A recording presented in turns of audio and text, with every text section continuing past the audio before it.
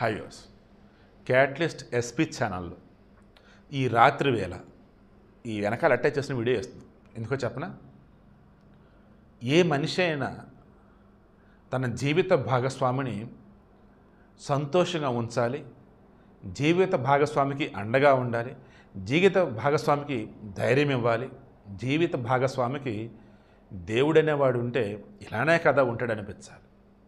ఇదేనండి జీవితం.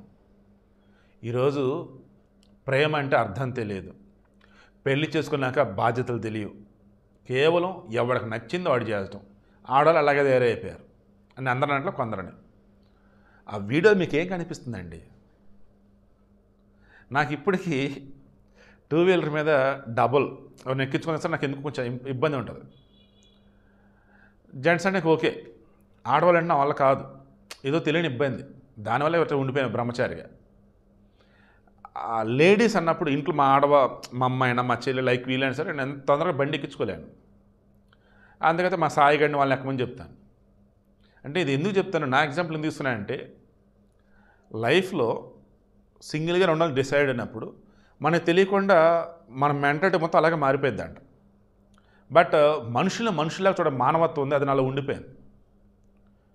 బాగా అందరిని రెస్పెక్ట్ ఇస్తా. అవును, కొన్నిసార్లు అతి మంచితనంతో ఇబ్బంది పడే సందర్భాలు కూడా ఉన్నాయి, కానీ బట్ ఆ నలుగురు సినిమాలో రాజేంద్ర ప్రసాద్ లాగా పోనీలే, వాడు డబ్బులు తీసుకుంటే తీసుకున్నాడు, వాడికి ఏ రోగం లేదు, పోనీలే డబ్బులు తీసుకుంటే తీసుకున్నాడు, పని చేసి పెట్టాడుగా, ఆ పని చాలా తక్కువ ఖర్చు అయిద్దా, ఎక్కువ డబ్బులు తీసుకున్నాడా, పోనీలే ఆ డబ్బులతో బతికితే బాగుండు, గొప్పగా ఉంటే బాగుండు అని అనుకోవటం. ఇంకంతే, అంతకుమించి ఏం చేయలేము.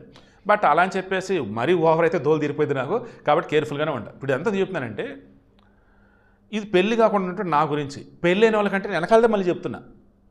ఆ పెద్ద మనిషి వయసు ఎంత, ఆ పెద్ద ఆవిడ వయసు ఎంత, ఆమెని కూర్చోబెట్టుకొని సైకిల్ మీద ఆ మనిషి సైకిల్ దొక్కుంటూ వెళ్తున్నాడంటే ఆ ప్రేమ మీకు అర్థమవుతుందా?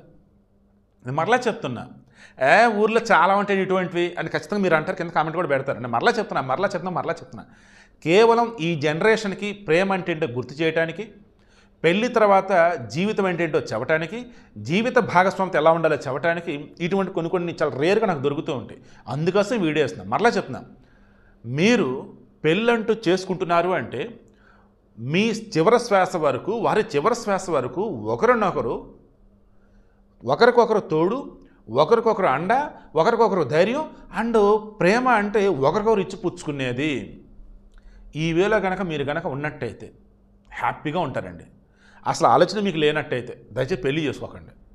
పెళ్లి చేసుకున్న వాళ్ళు మరలా చెప్తున్నా, ఆడవారికైనా మగవారికైనా ఒకటే, భార్య భర్త అన్నప్పుడు అది అంటారు, రెండు చేతులు కలుస్తాయి కదా, ఇది ఒక నమస్కారం, రైట్, చప్పట్లు, రైట్.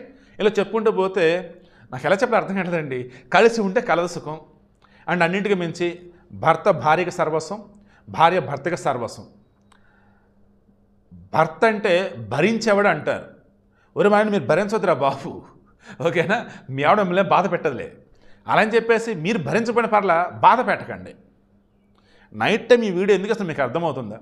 రీసెంట్ టైమ్స్లో నేను చాలామంది చూస్తున్నా, ఒకరి మీద ఒకరు భయంకరమైన కంప్లైంట్స్ అండ్ బయట ఎక్కడేదో హత్యలో లేదన్నప్పుడు ఇంకేదో జరిగిపోతే మా ఆవిడ కూడా అలాగే ఉంది, మా ఆయన కూడా అలాగే ఉన్నాడు, ఇటువంటి నా దగ్గర కామెంట్స్ వస్తుంటే నాకు అప్పుడు అనిపించింది, తప్పు చేస్తున్నానా, ఏం జరుగుతుందని చెప్పేసి అనిపించింది. లేదు, ఎక్కడో జరగదు నువ్వు ఎందుకు చెప్తున్నావు, ఇంకో చోట జరగకుండా జాగ్రత్త పడతారని కదా, దాన్ని మంచి అన్నప్పుడు మధ్యలోనే సరే గుర్తు చేయి అని నా మనస్సాక్షి చెప్పింది. అందుకే ఇది ఇస్తున్నా. మరలా చెప్తున్నా, రేపటి రోజు నాకు కూడా పెళ్లి చేసుకొని చెప్పేసి అనిపించింది అంటే, నాకు తోడు కలని నాకు అనిపించిందంటే దాని అర్థం జీవితాంతం నా కడశ్వాస వరకు తానే నా ప్రాణంగా నేను ఉంటానని. అలా అనిపించిన రోజు ఖచ్చితంగా పెళ్లి చేసుకుంటా. అండ్ మీరు కూడా నేను చెబుతుంది, పెళ్లి చేసుకోవడానికి ముందు, పెళ్లి చేసుకోవడానికి తర్వాత అన్నప్పుడు ప్రతిదీ కూడా మీ బెస్ట్ ఆఫ్ అన్నది ఎవరైతే ఉన్నారో వారి కోసమే అన్నట్టుగా ఉండాలి. మీ ప్రతి పని కూడా వాళ్ళ మీద ఎఫెక్ట్ పెడతానని ఉండాలి. మీరు గొప్పగా చేస్తే వాళ్ళు గొప్పగా ఉంటారు, మీరు తప్పుగా చేస్తే వాళ్ళు తప్పుగా ఇబ్బంది పడిపోతారు.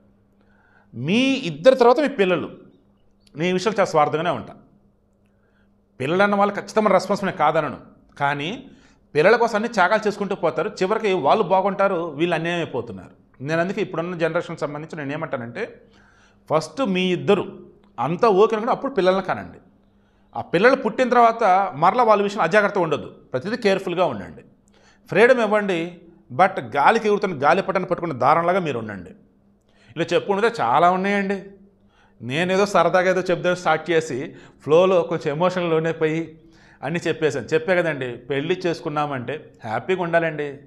పెళ్ళి చూసుకున్నాక బాధలు పడుతున్నామంటే, పెళ్ళి వద్దులని పక్కన సలహాలు ఇస్తున్నామంటే కరెక్టా చెప్పండి? వాడు పెళ్ళై భార్య పిల్లతో హ్యాపీగా ఉంటాడు, మళ్ళీ పెళ్ళి చేసుకుని అదృష్టవంతుడు పెళ్లి చేసుకోలేదురా అంటాడు. ఇప్పుడు పెళ్లి చేసుకుంటూ ఉంటే ఆహా నీ పని అయిపోయిందిరా అంటాడు. మళ్ళీ ఇటు భార్య పిల్లలతోనే ఉంటాడు మళ్ళీ. అండ్ భార్యలు జోక్స్ ఉంటాయా భయంకరంగా ఎంజాయ్ చేస్తాడు. ఆడవాళ్ళు భర్తలు జోక్స్ ఉంటాయా భయంకరంగా ఎంజాయ్ చేస్తారు.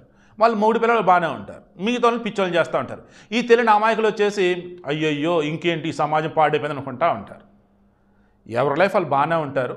ఇప్పుడు నేను చెప్పింది ఒకసారి మరలా రీచెక్ చేసుకోండి. మీ దగ్గర ఏదైనా చిన్న చిన్న ఏదైనా ఇబ్బందులు ఉన్నా మీరు కూడా వాటిని ఓవర్కమ్ చేసి బెస్ట్గా ఉంటారు.